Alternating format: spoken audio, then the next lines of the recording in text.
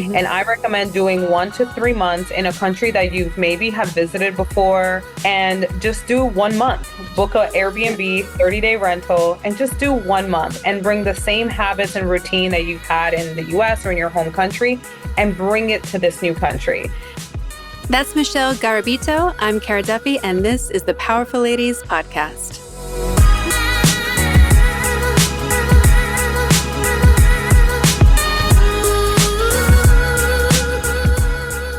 Welcome to the Powerful Ladies podcast. Thank you so much, Cara. How are you? I am doing very well, thank you. I'm very excited to talk to you. You lead a very interesting and what looks like fun life. Yeah, super fun. Let's tell everyone your name, where you are in the world today anyway, and what you're up to. So my name is Michelle Garabito. I'm currently in Paris, France. And what I'm up to these days, I'm traveling the world full time. I just got my visa out in Spain, which also allows me to live anywhere in the EU. So that's basically what I'm doing right now, is just hopping around different European countries to find my next home base.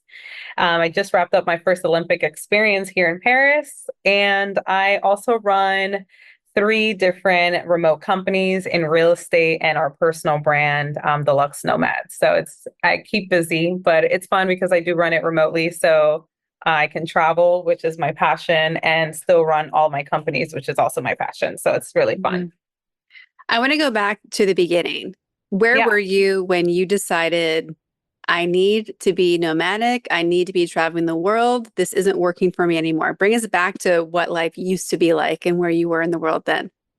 Yeah, so I was actually born and raised in the Bronx. My family came from the Dominican Republic to chase the American dream. And unfortunately, it didn't really work out for them. They did not get the big house and the big cars and the fancy corporate careers. They didn't speak English. And then my mom had me young.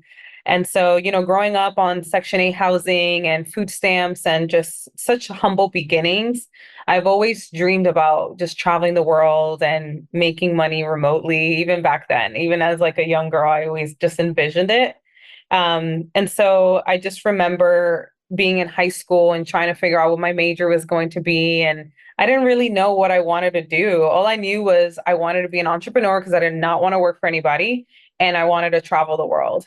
And so with that mindset, it did suck me into different like businesses, like network marketing and things like that, because I was just so desperate to like build something for myself that gave me the freedom to travel. And so there's so many different opportunities that sell you that dream. And as a 17-year-old at the time, I got, sucked into so many different like business opportunities. But I did gain a lot of skill because I have been building businesses since I was 17. I'm 32 now. And so I've been able to just like grow different companies. But, as entrepreneurs, not all of them did very well. And so it was 2019 when I left one of the businesses that I was building as a young girl, and I had to go back to a corporate job. And although I loved it, I lived my New York City dreams. COVID happened just 9 months later, and I had to apply for unemployment. And that was such a huge blow. I just felt like I was going backwards in life. Not only did I have to apply for unemployment, now I'm getting quarantined in my apartment in New Jersey. And, at the time I hadn't left the country. The last time I had left the country at the time, I was 8 years old, visiting my family in the Dominican Republic. My passport had expired. And all I had was vision boards and screen templates and Pinterest photos of just like all these beautiful countries. And I remember being quarantined in my room for 6 months. I was living with my roommate at the time and just dreaming about traveling to different parts of the world. And that's when I just took that time that I was collecting unemployment to really figure out how to make remote income so that way I can travel the world. And so my boyfriend, and now we actually have reconnected during COVID, and he was already living a digital nomad lifestyle, but he was doing it within the US. So when we were courting, we always talked about like, oh my gosh, I would love to just like live in Thailand for 6 months and just make money remotely. And then we can hop over to Italy and hop over here. And we just always talked about it. And so that was when we decided to come together. We started dating. We started living a little bit of a digital nomad lifestyle in the US. So he invited me out to Colorado. It was my first time in Colorado. And then from there, 3 months after dating, we moved to Mexico and we loved it so much. We stayed there for a year. And it's been 4 years of traveling full time now. And I've been to over 20 plus countries. I've lived in maybe 10 of them.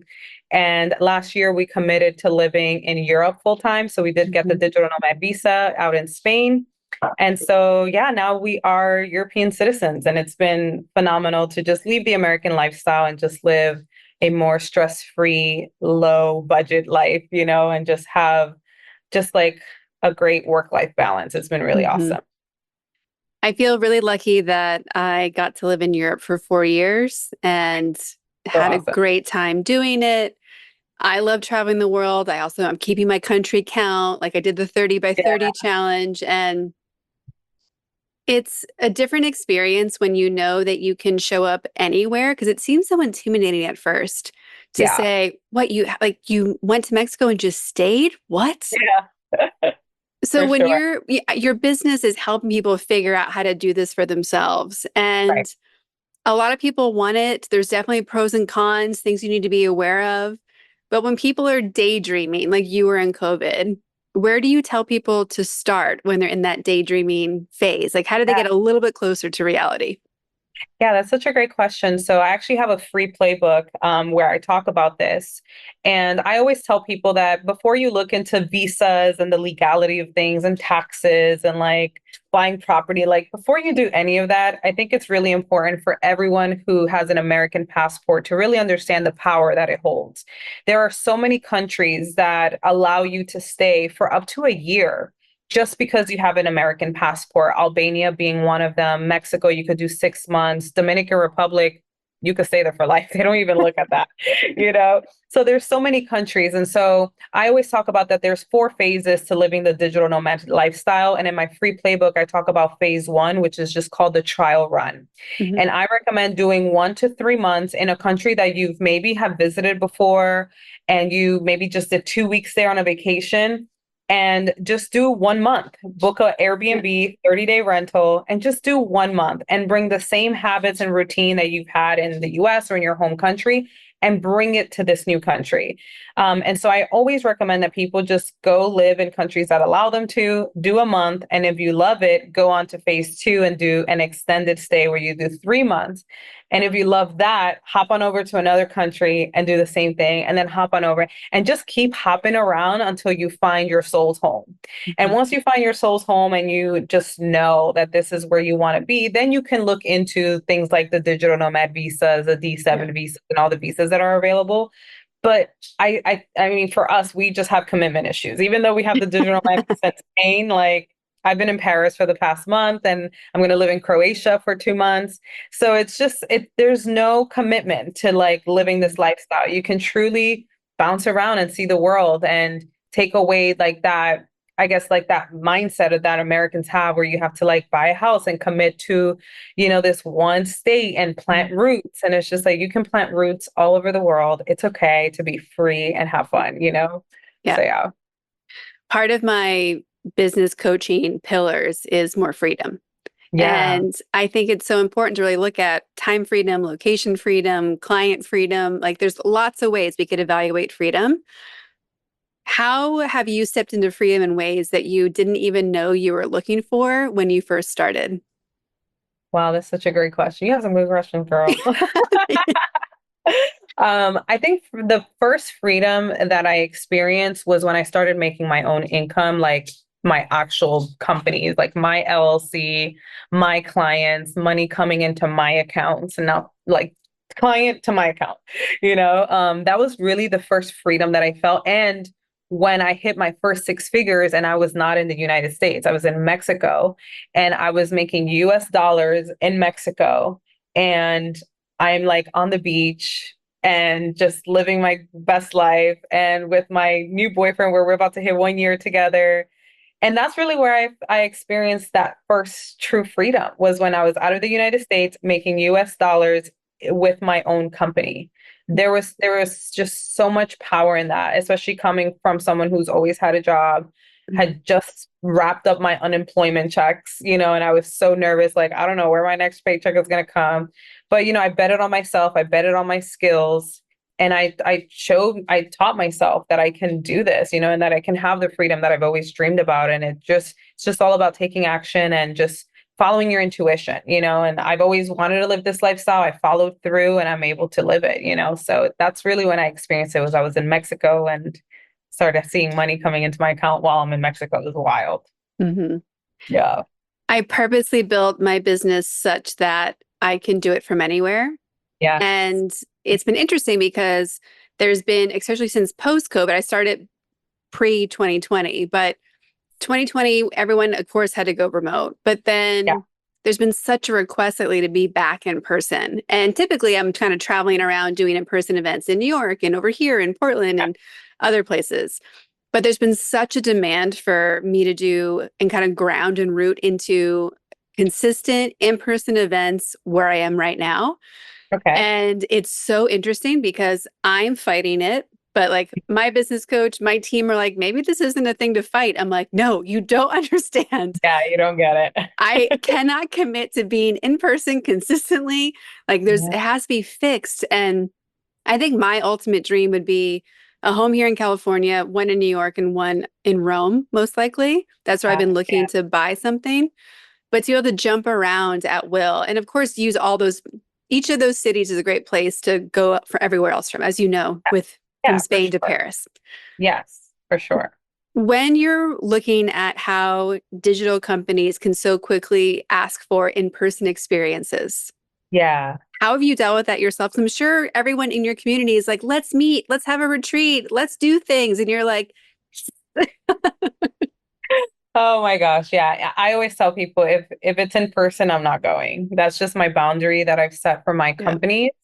And so I feel like when you set those boundaries, when I set those boundaries, I really have actually attracted opportunities that just come to me that are virtual. So like Hmm. podcasts are virtual, different business opportunities where we can collaborate on a virtual basis, do webinars and master classes and events, Yeah.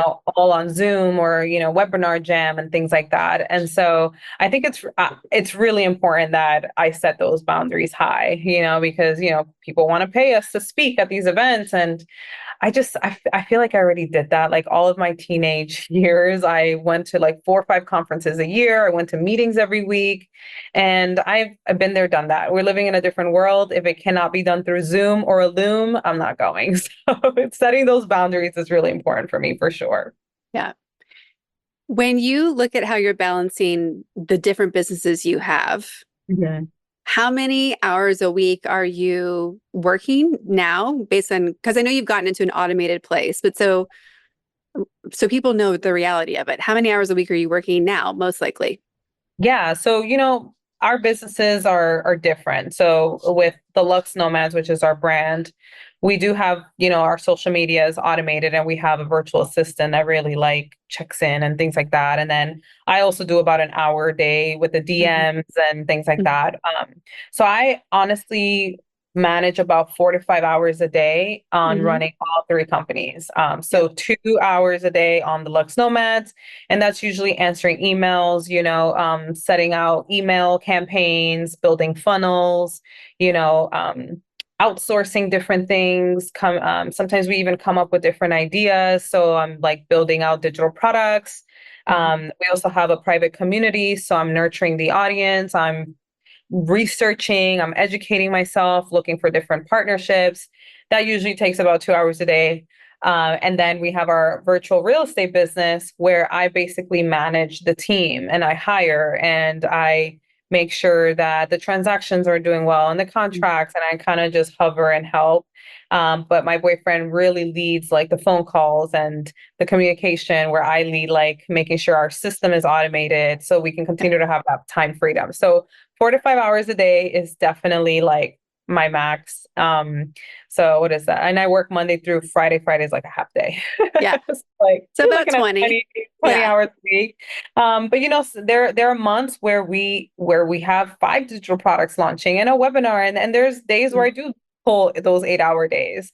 But there's it's different. And I think for me too is like every 90 days I have to take like 2 or 3 weeks off. Mm. So that way I don't get burnt out because entrepreneurship is not for everybody, you know. But yeah, 4 to 5 hours a day is like my max. And I feel really good about that. I do my best to keep my to-do list at just 6 to-dos a day. And I always have to remind myself, like, Rome wasn't built in a day. Do not try to build everything in one day because, being in the European time zone it's a Mhm. benefit, right? Because Yeah. like I'm up at 9 a.m. European time, but that's like 2 a.m. Eastern. And so I'm like, nobody's answering me, nobody's emailing me. This is like my time, this is my focus. Hmm. And so sometimes like I can catch myself wanting to work like 2 a.m. Eastern to like 2 a.m. The next day, and it's just too much. But 4 to 5 hours a day is my max.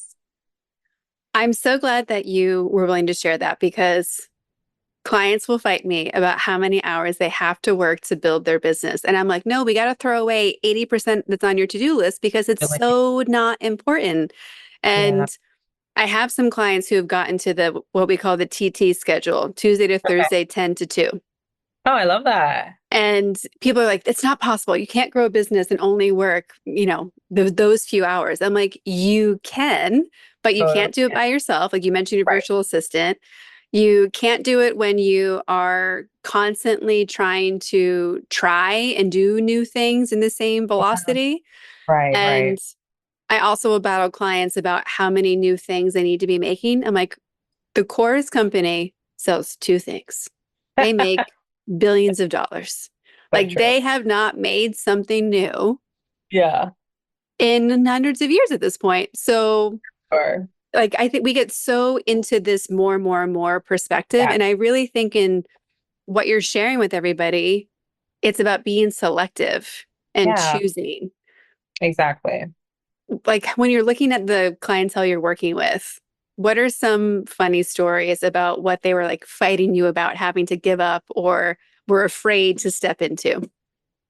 So with like my clients, Hmm. Or you oh could yeah. use yourself as examples too if you want to. Yeah. So our private community, we teach them how to live the digital nomad lifestyle. And one of the biggest things that I notice is that people always try to push their deadlines like 2 years. So like, one of the things we teach inside the community is, what is the date? Like, when are we going to get out of the lease? When are we going to book that one-way ticket? When are we doing? And a lot of my clients are like, January 2026. And I'm like, what? 2026? What if that doesn't happen? Like you just never know. And so I'm always like, why not in the next 90 days? Why not 6 months? Like, what is truly stopping you? And so when we really provide them with the resources that they need, whatever it is that's stopping them. So for this particular client, it was that her rent was $5,000 a month and she was in debt and she didn't really know where to go. And we provided her with so many resources. We provided her with the rent-free, living trusted house sitters with, doing house sits for free. So we provided her with that resource. We showed her how to make remote income. So now we were able to remove her rent, remove the boundary of like, or the problem of like not knowing how to make money.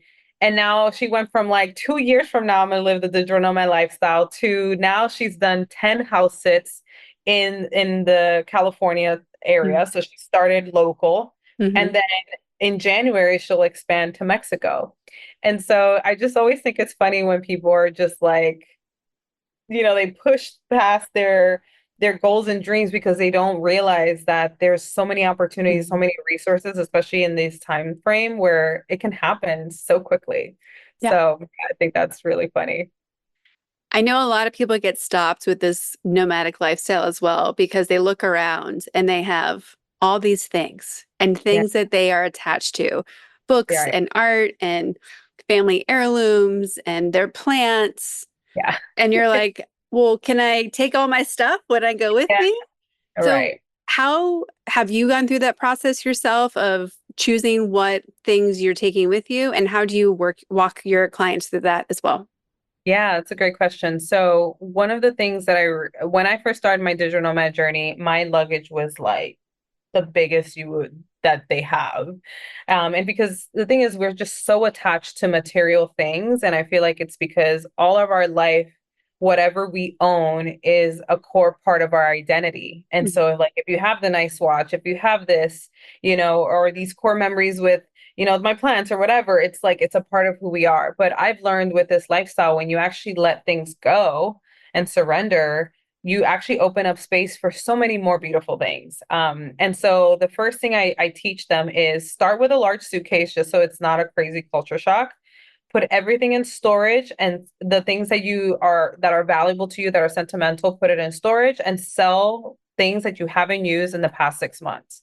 Yeah. So that's how I started. That's how I teach my clients.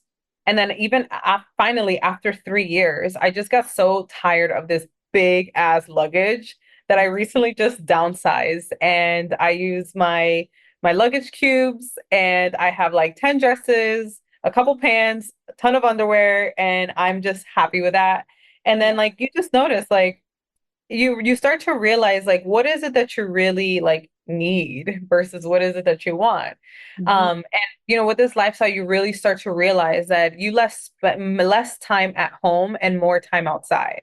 And so Mhm. you really start to think about what can I pack that allows me to spend more time outside. So you really just start investing into things that make sense, like better sneakers, flowy dresses, so it's just easy, boom, put it on and you're done, right?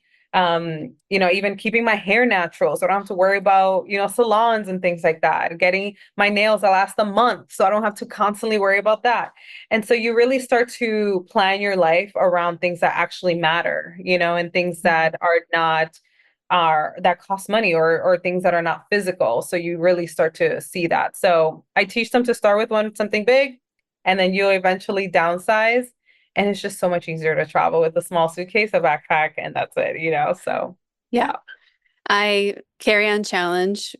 My friends and I worked in foreign apparel for 20 years. And the Uh, first trip we did, that was the game. It was like, okay, carry on challenge. And I ever love since that. then, I have anxiety if someone's showing up with me and they have a checked bag. I'm like, whoa, whoa, whoa.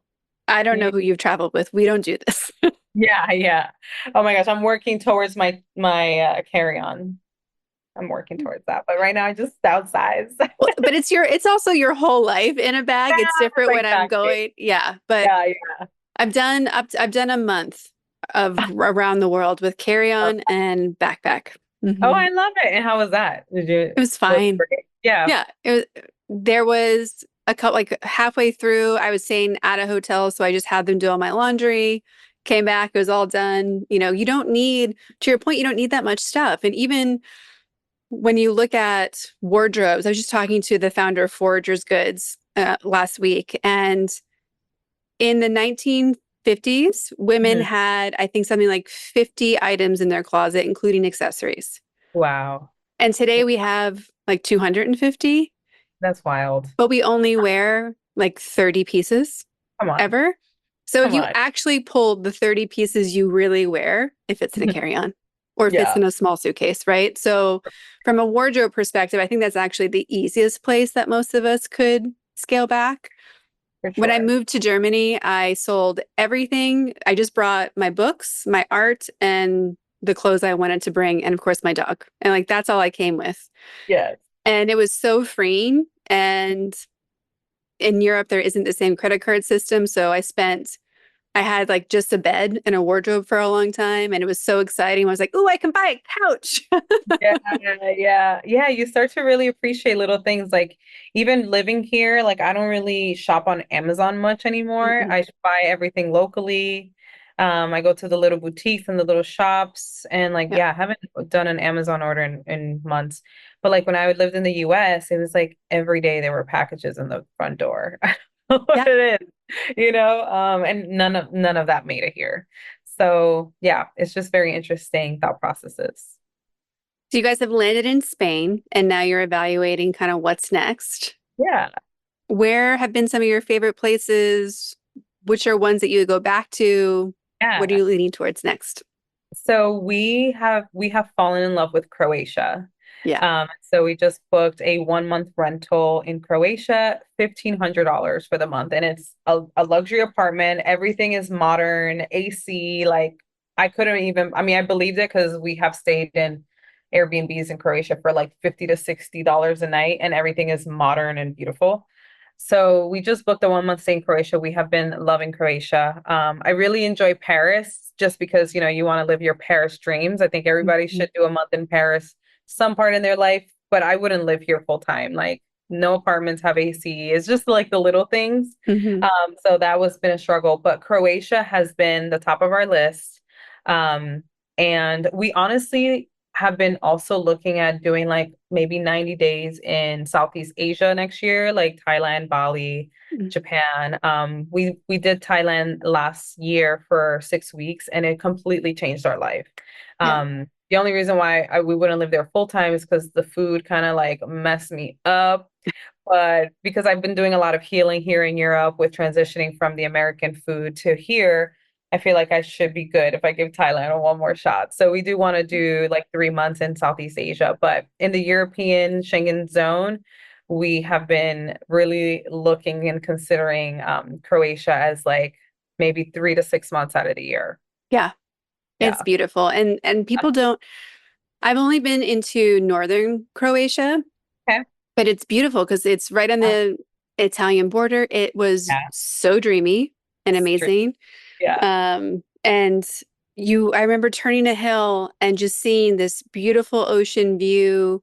Mhm. Like you couldn't have drawn a more beautiful picture. And then you drop in and it was so charming. The food was so good. Yes. My friend and I were doing a Eastern Europe road trip and I was like, I don't know if we're gonna leave. Like, can we stay longer? Live here? Yeah, that's literally me all the time. Yeah, so this will be our third time in Croatia this year. That's how obsessed we are. And the first time we did a month and we did like 4 different islands. Mhm. And then the second time, my boyfriend Paul's parents met us in Croatia because they're like travelers and they're retired and they had never been to Croatia. We were like, you must come. So we showed them. And then every time we were in Croatia for a month, or I think we did 2 weeks with them, we're like, why are we not living here? Yeah. Why don't we have a property here? Like, what is wrong with us? So we're just like, forget everybody else. We just wrapped up a month hosting our family here in Europe. Goodbye, everybody. Live in Croatia. If anybody wants to know where I'm at, I'm there. Yeah. In Yeah. regard for your Southeast Asia trip, I really love Vietnam too. Oh, did you? Oh my gosh, we just ate some Vietnam food, and I'm like, boy, we It's better go. it's really light and really fresh and good for you. I spent a lot of time. I used to go 2 to 4 times a year Oh, to Ho Chi Minh, Saigon, and okay. it's I can send you some food recommendation places there for sure. Good. But it's Yeah. just everyone's so nice. The beaches there are beautiful. It's super affordable. I know friends who have moved there too. They've moved with work to be there. Oh, cool. Is this super close to the Philippines as well? Well, the Or- Philippines is kind of out in no man's land just because of Yeah. how much closer it is to the US than Asia. But it's right next to it's like Thailand, Cambodia, Vietnam. So they're all right there. Okay. And it's a good like if you were going to do Thailand to Vietnam to Hong Kong, for example, like it's a good stepping stone, or even to Japan. It's a Love good it. way to go across. But um, never thought that I would. I mean, Thailand was amazing. Haven't been there as much, but from a city perspective, like I would trade. I don't need to go back to Bangkok, but I would love to go back to Vietnam. Really? Oh, that's good to Mhm. know. Yeah. Girl, I Vietnam. I also really recommend doing a road trip in Mongolia. It was Ooh. it Okay. amazing. One of the best, most epic trips I've ever been on. Again, it was like $6 a day for a Stop. driver and a place to stay, and they would feed us 2 meals. Yeah. Stop. Six? Oh, yeah. You see, I'm looking there. You see, when I hear these prices, that's why I left the US. Yeah. Because what's the point? We were making multi six figures in the US, living the American lifestyle. We had the home, we had the cars, we had the chef, we had the gym memberships, like all this stuff, and we were home. We were prisoners of our own home. Hmm. And every month we were just like barely making it. And like it literally made no sense to me. How is it that we're multi six figure entrepreneurs? We are following this American lifestyle and we could barely like pay our credit card bill. Like it made no sense. Yeah. And that's the reason why I always tell people like go live 6 months in a country where the US dollar is strong, like Yep. Mexico, like Belize, like the Philippines, like Vietnam, like these countries. So you can really see that it's not about making more money and hustle culture and like more, more, more, more. Yeah. It's all about changing your environment and lowering your expenses so you can pay off that debt and just live freely. And that has been like the biggest change. Like we call it currency hacking, right? Just Yeah. make good income and go live in Mexico for 6 months. You will pay off your debt. You no longer have to worry about grocery bills or credit card bills. You will drastically change your life. And it's just Mhm. been like when I hear these prices, I'm like, yeah, Magnolia. I would say I'm there. When you hear the words powerful and ladies, what do they Yeah. mean to you? And do their definitions change when they're next to each other? Ooh, that girl. These questions are fire. Oh my gosh. Okay. So powerful ladies. So start with them together. However you want. Yeah. Okay. So when I hear powerful ladies, I envision like a group of women who just broke free from their circumstances, broke free from any generational trauma, whether it came from like, physical generational trauma or financial generational trauma, which is what I had to overcome. And I just see those ladies coming together and just sharing their voice and sharing their story to prove to other women that they too can do the same and I just see a bunch of powerful ladies just coming together. And then when I hear them separately, powerful, when you hear the word powerful, I immediately you turn into like masculine energy. But I feel like the word powerful has become more feminine, especially Mhm. in like recently. Like every time, I increase my income, every time I pay off my debt, every time I get a stamp in my passport, like this is all part of power. I think before when you hear powerful, you think of like alpha males and like, these men in suits and like overpowering. But when I hear powerful just by itself, I really see femininity. And then ladies separately, I just really do feel like we're living in a time where women are truly like becoming the leaders that this world really needs. I think that people are really Mhm. starting to see women step up. I think we're all really realizing that we don't really need a husband or a spouse, or we don't really need corporate careers anymore. We truly can Yeah. create our own power. We can create what we've always dreamed about. And I think that's just amazing. Yeah. We also have been asking everyone, like, what do you need? What do you want? This is a Yeah. powerful, connected community. I really believe you never know who has the next key Yeah. that you're looking for. So, what's on your to manifest list or your to do list that we can help you with? Oh man. So right now I am manifesting partnership. Partnership that can bless my finances so that way I can become an angel investor into other Mhm. women-owned companies. And so I'm just instead of looking for like loans and things like Yeah. that, I'm looking for like partnership. Like I want to partner up with other women. I want to become partners with women with great ideas, women that have already amazing businesses and that can fit our brand so we can kind of collaborate and work together. And, I just really want to attract great partnerships, great investment opportunities, great trips. And right now, like the number on my mind is 6-figure months. That's just like what Mhm. I'm manifesting right now. And we've come close and then we stop and then we come close and then it's just not there. And so instead of working harder, I'm just Mhm. thinking about who can I partner that I can bless with my skills and they Mhm. can bless me with their skills and we can come together and like manifest together with our skills together. And so that's what I really want to manifesting these days, just powerful partnerships. I love that. Well, I Yeah. just got to see a screening of the documentary Show Her the Money. Oh, And okay. it's all about women and VC funding because only 2% of all VC funding goes to women owned businesses. Oh, And wow. it's showcasing all of these female funded VCs that Yep. are looking for women, people in the BIPOC community, LGBTQ plus. And I have a friend who's actually starting her own VC fund. So I'll definitely connect you with her. But all of these So, women owned funds, getting involved starts way lower than people think it does. You can be a partner within them for as low as 10K. to start making a difference and be in this investment group. And these women funds are seeing 4 times the growth than the typical male owned funds. Wow. So That's yeah. So definitely look up that video. I'll definitely do an intro to you and my yeah. friend Shaheen. But there's so much happening in that space, and there's this really amazing VC founder out of Vancouver who's doing amazing things. Her name is Pocket, like the best name ever.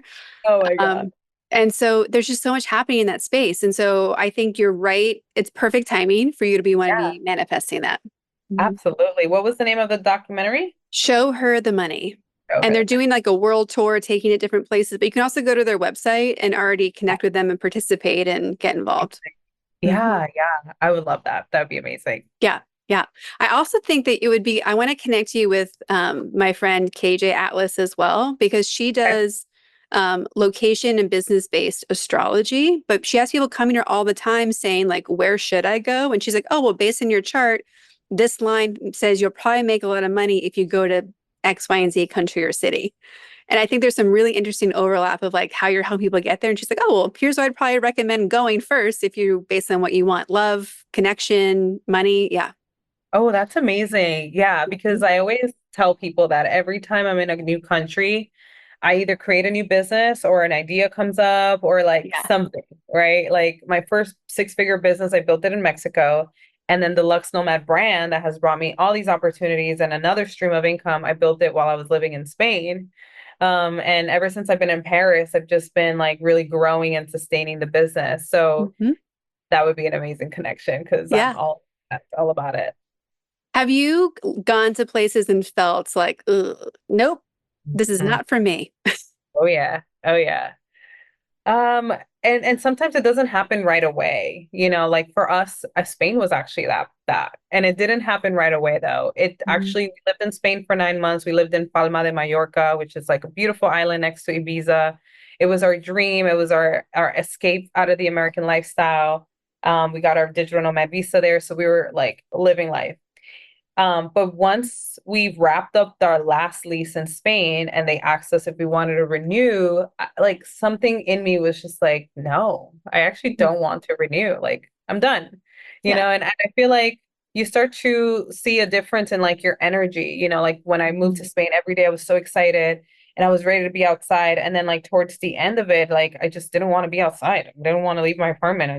I just wanted to stay home. And usually when I feel that way, I know that it's time to go. Mhm. Um, so that's when we went to Croatia. And I realized, like, whoa, how people treated us was so kind. I also travel with my dog, and everybody treated him so nicely. Spain wasn't really too dog friendly. The food was incredible. The ocean, the beaches, and like every day I would wake up much earlier than what I was waking up in Spain, which was Yeah. interesting. And I would immediately run to the gym and like go to the beach and like be so motivated to work. And I'm just like, oh, I'm not going back to Spain. Like I'm just like, now it makes so much sense. So yeah, I mean, of course, I have my visa there, so I do have to be there a couple times out of the year, but I wouldn't do longer than a month there. Mhm. So that was definitely one of the places for sure. And also, like before we committed to Europe, we were doing 6 months in the US, 6 months abroad. So we never really stayed more than 6 months in the US. And every time we were out abroad and we would come back to the US, it was depression mode. And Mhm. that's also when we knew it was time to go. So yeah. Yeah. It's so interesting. And I think you have to listen to yourself at a higher level than you normally would when you're choosing a nomadic lifestyle, because anytime you're carving your own path, you have to keep coming back to like, what do you really know? What are you really Right. feeling? And you see also, I think, in the US, how often we're not taking that time to listen to ourselves because there's no breathing room. Truly, there's no Yeah. breathing room. Yeah. Hmm. It's always like go, go, go, and constantly worrying about your next paycheck so you can pay your rent and pay your mortgage. And it's like you never have time to really just enjoy the free things in life, like the Yeah. sunrise, the sunset, the change in seasons, if that's where you live, rain, just like my first sunset ever was when I actually started dating my boyfriend. I always thought that the sunset was when the sky was pink. Like that's what I thought the sunset was. And I would never forget, I booked my one-way ticket to San Diego. That was my first like nomadic spot. My boyfriend met me in San Diego and we started our life. That's when I left New York and New Jersey for good.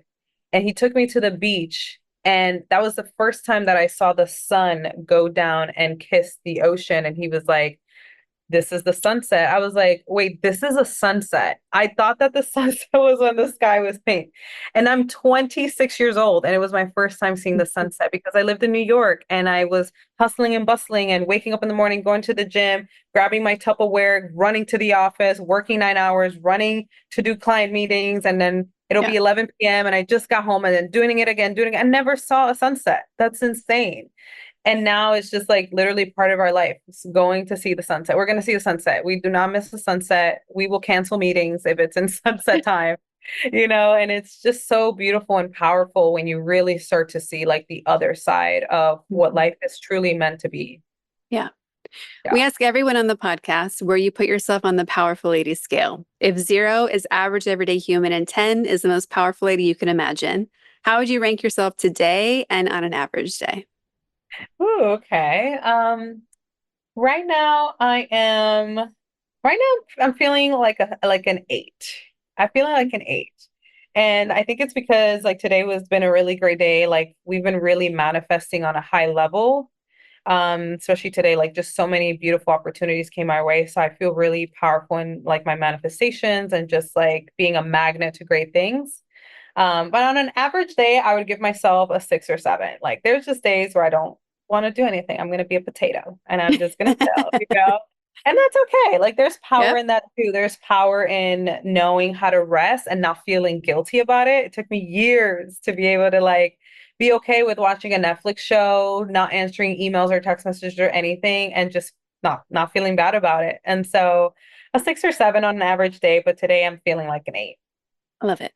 For everybody who wants to follow you, find you, work with you, allow you to be their nomadic guru, where can they go to find all of those things? Yeah, you can follow me on Instagram and TikTok, Michelle the Luxe, Lux Nomad. In there you go to the link in my bio, can get my free ebook so you can learn on how to live the digital nomad lifestyle. You can also learn about my private community, where is a step-by-step guide on how to live the digital nomad lifestyle. It's ran in the school platform. We have a beautiful community of people living rent-free already, living in different countries, and we teach you how to get 50% off Airbnb stays. We show you how to live rent-free, how to get a remote job, how to start your own online business. We show you about the European digital nomad visas. So Instagram is always my go-to. And then we can just, there's many opportunities as well once you follow me there. Well, it's been such a pleasure to meet you. I am so excited to see where you're going next and keep following where you are around the world. Yeah. Hopefully one day we will cross paths and be in the same place at the same time. That would be amazing. Yeah, let me know. Definitely. I will. But just really thank you for being a yes to me, the Powerful Ladies, and sharing your story. This is so inspiring for so many people. So just thank you so much. Thank you, Karen. Your questions were awesome. I appreciate you reaching out, and I'm so excited to see you grow and see the Powerful Ladies grow and connect with many powerful ladies around the world.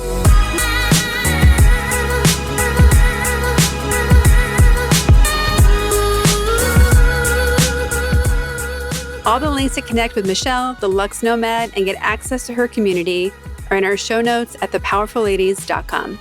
Please subscribe to this podcast wherever you're listening and leave us a rating and review.